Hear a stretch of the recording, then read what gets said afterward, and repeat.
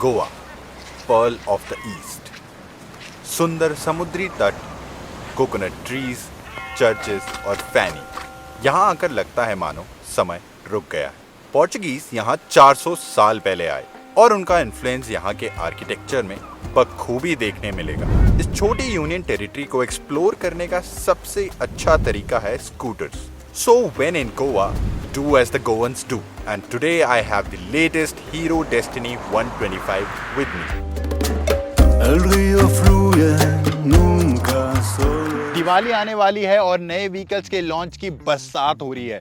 कुछ ही दिनों पहले मैंने रिव्यू की थी टीवीएस की नई जुपिटर 125 और अब कुछ ही दिन बाद आ गई है हीरो की डेस्टिनी 125। हम सारे लोग जानते हैं कि होंडा एक्टिवा से इसकी शक्ल काफी ज्यादा मिलती जुलती थी, तो हीरो ने भी इस बात पर गौर किया है और इसे अप टू डाउन और front to back completely design में चेंज कर दिया गया है। सामने इसमें कुछ ब्रॉन्ज या कॉपर फिनिश्ड एलिमेंट्स लगाए गए हैं, इंजन को रिवैम्प किया गया है, कुछ नए फीचर्स ऐड किए गए हैं, कुछ पुरानी दिक्कतों को हटाया गया है। तो ओवरऑल इसकी राइडेबिलिटी पर ये फीचर्स कैसा असर डालते हैं आज हम इस वीडियो में जानेंगे और ये आपको कितनी माइलेज प्रोवाइड करती है ये भी जानेंगे। El río fluye nunca solo está, solo está.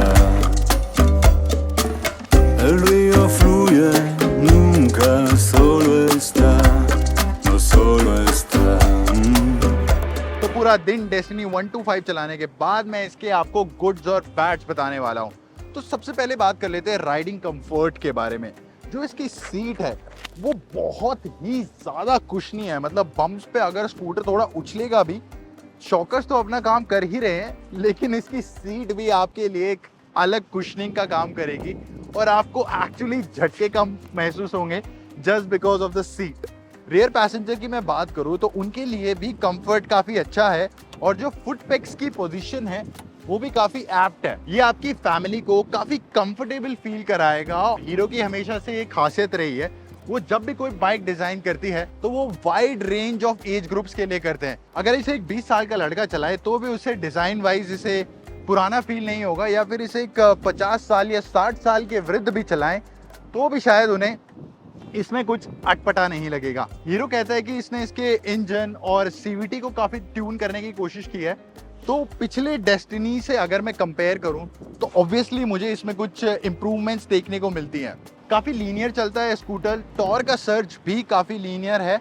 इसकी टॉप स्पीड की मैं बात करूं तो ये जा सकता है 83-84 kmph तक और हीरो ऐसा कहता है कि 125 रेंज में उनका ही स्कूटर सबसे फास्ट है। अगर मैं हैंडलिंग की बात करूं तो स्कूटर काफ़ी निम्बल फील होता है। इसका सेंटर ऑफ ग्रेविटी मुझे काफ़ी लो फील हुआ, तो हैंडलिंग काफी बेटर है स्कूटर की, मतलब बहुत ही फ्लिकेबल है। Typical scooter type, light weight और हल्का सा top heavy, but confidence inspiring around corners. और ये चीज मैंने रियलाइज करी है टीवीएस की जुपिटर में भी और हीरो की डेस्टिनी में भी सेम बात हुई। जैसे जैसे स्पीड ज्यादा होती जाती है इनके स्टीयरिंग बहुत ही वॉबली टाइप के होने लगते हैं और उतने कॉन्फिडेंस इंस्पायरिंग नहीं रहते। अगर मैं कंपेयर करूं होंडा से तो उनके स्टीयरिंग हाई स्पीड पर भी काफ़ी स्टेबल रहते हैं, काफ़ी कॉन्फिडेंस इंस्पायरिंग रहते हैं। प्लस यहाँ पर जो अगर आपके पीछे कोई पैसेंजर बैठता है तो पीछे आपको बैकरेस्ट मिल जाता है जिससे वो काफ़ी सेफ एंड सिक्योर फील करते हैं। प्लस यहाँ पर ग्रैब रेल्स हैं। ओवरऑल जो राइडिंग एक्सपीरियंस है वो काफ़ी इंप्रूव हो जाता है when it comes to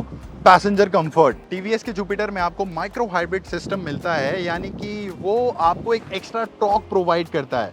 hero की डेस्टिनी में भी आपको सिमिलर सिस्टम मिलता है, यानी कि स्टार्ट स्टॉप, लेकिन वो कहीं से भी इंजन को एक्स्ट्रा पावर प्रोवाइड नहीं करता।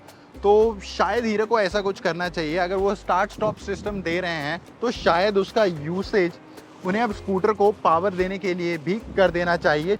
इस बार हीरो ने आपको आगे भी दिया है 12 इंच का एलॉय, पीछे भी दिया है 12 इंच का एलॉय, तो खड्डों में इसकी परफॉर्मेंस थोड़ी सी इंप्रूव हो गई है। कॉम्बी ब्रेक सिस्टम होने की वजह से आप बस एक लीवर से स्कूटर को चला सकते हैं, क्योंकि सिर्फ एक लीवर ही दोनों ब्रेक्स को प्रेस कर सकता है। इसका सस्पेंशन सेटअप ना है बहुत फर्म और ना ही है बहुत सॉफ्ट, क्योंकि इसे होना चाहिए कंफर्टेबल फैमिली स्कूटर्स। झटके आपको इस बार कम लगने वाले हैं और सस्पेंशन जो है बम्प्स काफ़ी अच्छे से सोक करते हैं। काफ़ी ऑफ कोर्स हीरो से अच्छा सस्पेंशन बनाना कौन जान सकता है। इतने सालों से हमारे देश के लिए वो व्हीकल्स बना रहे हैं तो they know what they are making. अगर मैं स्टोरेज स्पेस की बात करूँ तो जुपिटर में आपको फ्यूल टैंक फ्लोर्स पे मिलता है, जबकि हीरो में नॉर्मल या फिर होंडा की तरह आपको फ्यूल टैंक इस साइड ही मिलता है, जिससे क्या होता है कि स्टोरेज स्पेस थोड़ा सा आपका कम हो जाता है। और यहाँ पर सिर्फ एक आप हेलमेट स्टोर करते हैं, हालांकि उसमें आप 2 हेलमेट्स को स्टोर कर सकते हैं और बहुत ज़्यादा सामान भी स्टोर कर सकते हैं, जिससे उसकी सीट भी शायद थोड़ी और लंबी हो जाती है।